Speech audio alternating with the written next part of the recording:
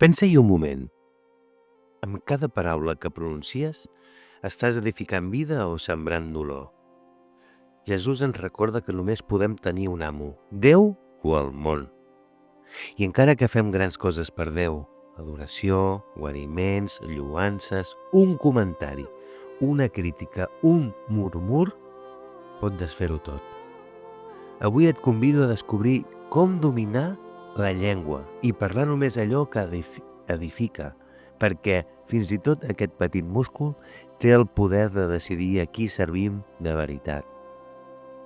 Et quedaràs per aprendre a posar la teva llengua al servei de Déu?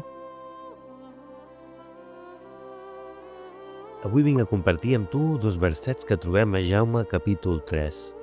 I els versets són el 5 i 6. I diu així la paraula de Déu. Igualment la llengua, tot i que és un membre molt petit, s'ufaneja de grans coses. Penseu quin bosc més gran podria arribar a encendre una molt petita guspira. Doncs la llengua és un foc, tot un món de dolenteria. D'entre els nostres membres, la llengua es destaca com el que contamina tot el cos. Ens consumeix la vida quan és inflamada per l'infern. Jesús mateix ens parla a Mateu 6, 24 i ens adverteix de la necessitat de decantar-se per un amo.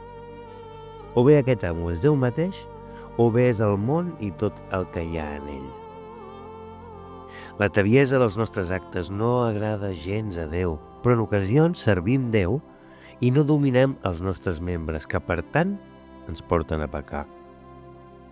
Ens donem certs capricis i ens permetem certes actituds, oblidant amb rapidesa que ja no som els nostres propis amos, sinó que pertanyem del tot a aquell que ens va rescatar de la mort.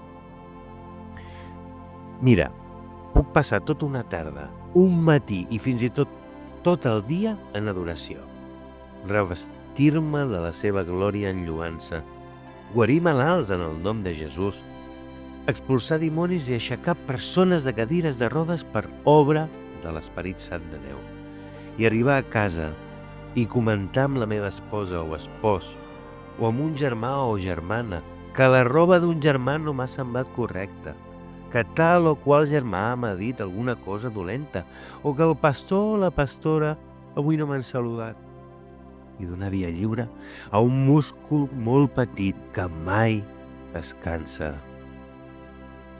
Aquest pecat tan recurrent ha estat, i de vegades és, la meva gran pedra d'ensopec. Centenars de vegades he estat aquest exemple.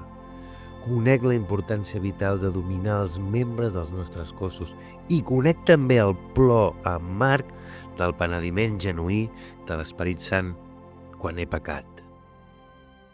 Criticar, comentar les coses segons el nostre punt de vista, parlar massa és, malauradament, un esport nacional. Ens encanta fer-ho i se'ns dona genial. Ho portem dins nostre i la línia entre comentar alguna cosa i criticar és tan fina que és molt millor callar que parlar i pecar. En el penediment genuí de tot el nostre ser, hi ha parts de les nostres vides que són les últimes a convertir-se. Una d'elles és aquest múscul tan petit que, com ens recorda Jaume, és un món de maldat i pot contaminar una persona. Fins i tot el mateix infern se n'aprofita i ens fa dir coses molt doloroses. Sabies que les teves paraules tenen poder? Recordes que Déu ens va fer a la seva imatge i semblança a l'hort de l'Edèn? Les paraules de Déu tenen poder. Poden fer qualsevol cosa. Passar del no creat al creat.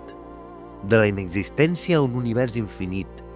Justament Déu ens va donar la capacitat de parlar, perquè ell parla, i això ens hauria de fer reflexionar en un sentit. Parlar només santedat, benedicció i lloança al sant nom. Amb la teva llengua pots lloar el sant nom de Déu, posant a la seva disposició no sols la teva feina, els teus desitjos, el teu cor i els teus ulls, sinó també la llengua, que finalment no ens pertany. Avui decidim parlar només allò que sigui de benedicció. Creu-me, és millor que en la teva vida i en la meva vida personal ens prenguin per tímids, callats i fins i tot estranys o estranyes, però agradar a Déu que voler caure bé a les persones i entristir a Déu, pecant. Tal com ens va ensenyar Jesús, si tenim dos amos, menysprearem l'un i estimarem l'altre. A qui decidim estimar avui? Acompanya'm amb una oració. Diguem: Senyor Jesús, t'entrego tot el que sóc, especialment aquesta llengua que a vegades lloa el teu sant nom i d'altres juga amb el foc de l'infern. Et demano que ens ajudis a tots a controlar la llengua, posant-la al teu servei per sempre.